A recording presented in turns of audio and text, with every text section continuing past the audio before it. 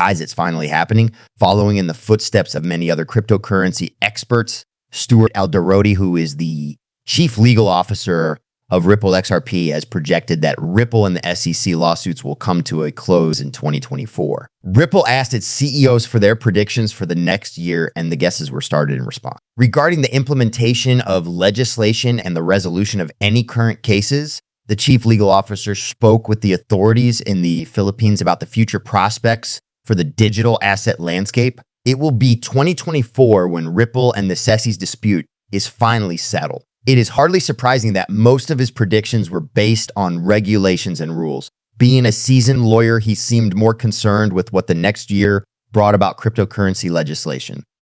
The 3-year-long Securities and Exchange Commission litigation involving the ill-advised Ripple was his initial point of contact.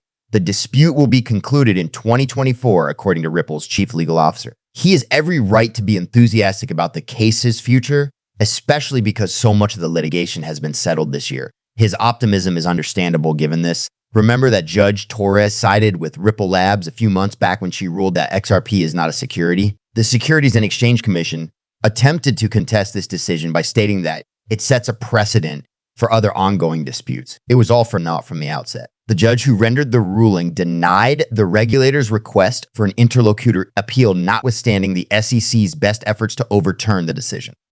The lawsuit against Ripple Labs, in which she claimed the firm sold XRP to institutional investors in violation of securities laws, changed the course of events. Thanks to this, the United States Constitution is once again at the head of the pack. It is expected that the final decision will be made the following year. According to Ripple's chief legal officer, the Securities and Exchange Commission's disastrous litigation against Ripple will conclude in 2024. However, other prominent figures in the business will still be the targets of the SEC's campaign of regulatory by enforcement. The SEC's history will conclude with U.S. judges. Furthermore, Alderoty addressed the SEC's intense focus on the Bitcoin market this year. Many virtual asset companies have been targeted by government enforcement actions this year. This includes Binance, Coinbase, Kraken, and countless more. The CEO at Ripple is certain that this strategy will remain effective in the following year. At the same time, he is thinking about the possibility of U.S. justices reigning in the SEC. In the XRP lawsuit, Grayscale initially prevailed thanks to Judge Torres's ruling. In the end, Grayscale won because Judge Nomiro found that the SEC's ruling in its case against them was arbitrary and capricious. In a similar spirit, Alderoty predicts that next year Congress will show greater interest in the cryptocurrency industry. This item first appeared on the website, Latest News and Insights on Blockchain Cryptocurrencies and Investing. Before being published during a bull market, the price of a coin can rise by 3,000. Isn't that incredible? This does not belong in a magical or fanciful realm. The market's overall reaction to the committee's comments of a likely stop in interest rate hikes until 2024 influenced the upward trend, which was maintained by this increase. There has been an overall uptick in the Bitcoin market, yet XRP has failed to do so. What may be the reason behind the situation's stability if Ripple chose not to follow suit?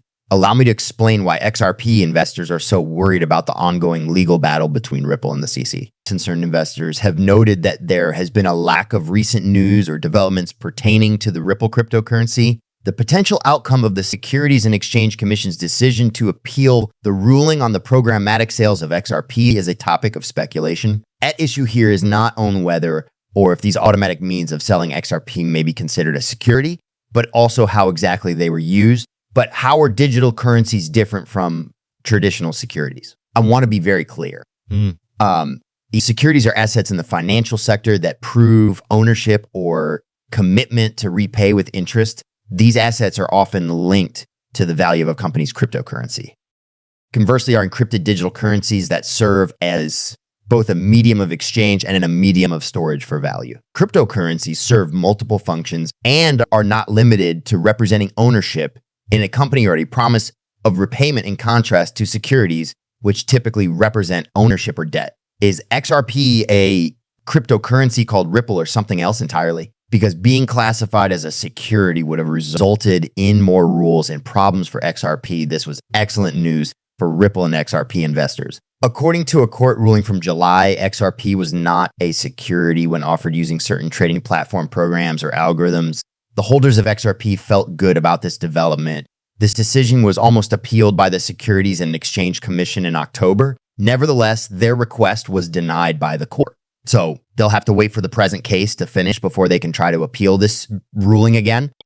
Thanks to this legal wrangling, investors have no idea what's going to happen next or how it will impact XRP's future. The outcome of this case could significantly affect the trading and control of XRP, making it a major issue for the cryptocurrency. The SEC and Ripple are currently gathering information that could help solve or improve the problem. They are concentrating on how Ripple sold XRP to big investors, like institutions, and when this might all be over. It is highly likely that the matter will be resolved by the summer of 2024, especially if more legal disputes does not arise.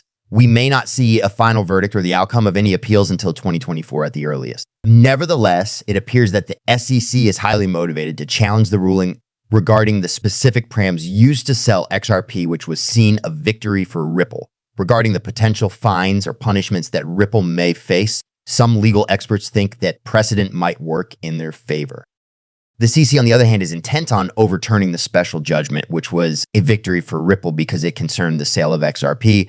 This situation gives a glimpse to the coin's potential for growth, considering the huge difference between the currency's present value and its peak. If we look at things from a shift perspective, we can see how several factors are influencing this unprecedented era, and that could affect the path the coin takes to recover its previous peak. Furthermore, Mekris emphasized the importance of the original aim of XRP by adding XRP was not created for banks, but rather to empower individuals in DeFi. In light of Ripple's utilization of XRP to allow cross-border payment services for institutions, this assertion was made with the intention of disproving the notion that XRP was originally developed only for the purpose of being utilized by institutions.